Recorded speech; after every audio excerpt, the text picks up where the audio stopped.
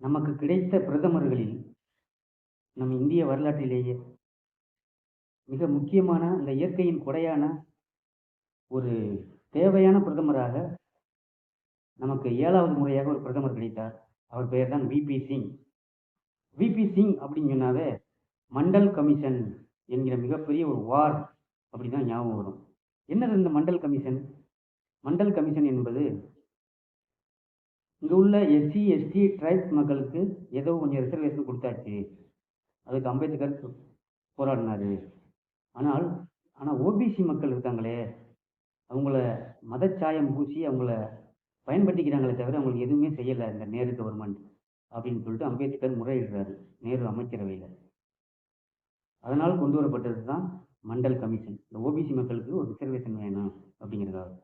ஆனால் இந்த மண்டல் கமிஷனை நடைமுறைப்படுத்த கூடாமல், அது எப்படி இதை நடைமுறைப்படுத்துவீங்க, எல்லாத்துலேயும் உணர்ந்து எதாவது நுழைச்சதேல அப்படின்னு சொல்லிட்டு மிகப்பெரிய போராட்டங்களையும் கலவரங்களையும் பண்ணியது ஆர்எஸ்எஸ் அமைப்பினுடைய இன்றைய அரசியல் பிரிவு பிஜேபி.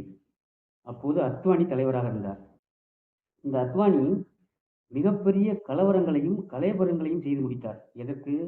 ஓபிசி மக்களுக்கு இடஒதுக்கீடு கொடுக்கக்கூடாது, எல்லாத்தையும் இடஒதுக்கீடு பறிச்சுட்டா இங்கே உள்ள பிராமணர் இந்த மாதிரி மேல்தட்டு சாதியினர் தான் என்ன செய்கிறது நாங்கள் என்பதற்காக மிகப்பெரிய கலவரங்களையும் ரத யாத்திரை என்கிற பேரில் தென் மாவட்டங்களில் ரத்த யாத்திரையும் தென்மேற்கு மாநிலங்களில் மிகப்பெரிய கலவரங்களையும் செய்தது பிஜேபி, அத்வானி தலைமையிலான பிஜேபி.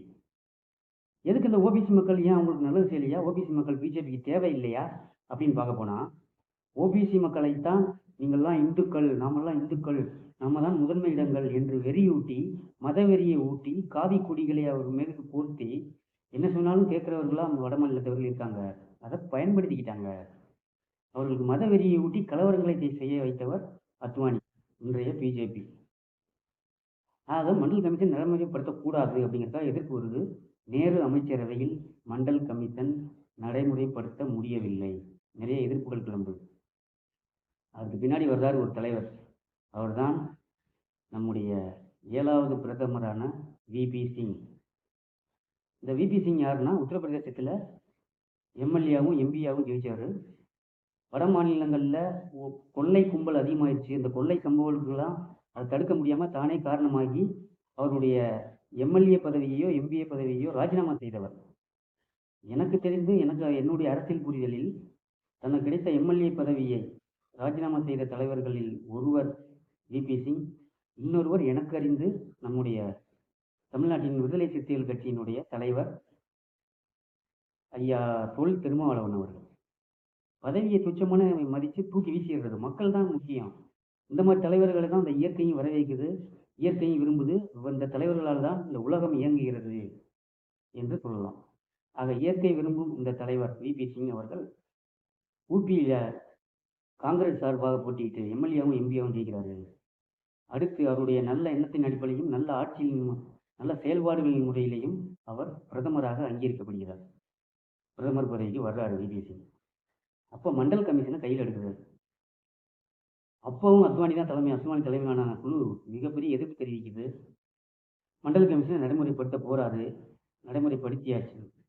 ஏகோபித்த ஆதரவின் பேரில் நடைமுறைப்படுத்தியாச்சு. ஆனால் அத்வானி தலைமையிலான அந்த பாரதிய ஜனதா கட்சி அவருடைய ஆதரவை விலக்குகிறது. விபி சிங்க்கு ஆதரவு கொடுத்திருக்காங்க, அந்த ஆதரவை விலக்கிக் கொள்கிறது. ஸோ ஏகோபிச்ச ஆதரவு இல்லாமல் விபி சிங் ஆட்சி கவிழ்கிறது. ஆனால் மண்டல் கமிஷன் நடைமுறைப்படுத்தப்பட்டதா என்பது கேள்விக்குறியாகத்தான் இருந்தது. ஓபிசி மக்களுக்கு இடஒதுக்கீடு போய் சேரவில்லை.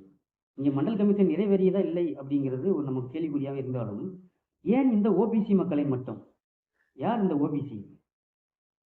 வன்னியர், நாடார், படையாச்சி, கள்ளர், மறவர், அகமுடையர், பிள்ளை, முதலி, மற்ற இதர சாதியர்கள்னா எஸ்சி எஸ்டி ட்ரைப்ஸில் சேராதவங்க ஓபிசியாக இருக்குது. வட மாநிலங்களில் ஓபிசி, இங்கே பிசி எம்பிசி தமிழ்நாட்டில்.